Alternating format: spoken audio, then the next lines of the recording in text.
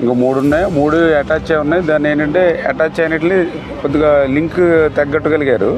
ఒకటి ఫ్రంట్కి తీసుకొచ్చే క్రమంలో ఒక 20 మీటర్ల దాకా వచ్చింది ఫ్రంట్కి. వచ్చిన తర్వాత మళ్ళీ అది కొంచెం అందులో నీళ్ళకి మునిగిపోయింది. అక్కడ 20 మీటర్స్ అవతల ఉందండి.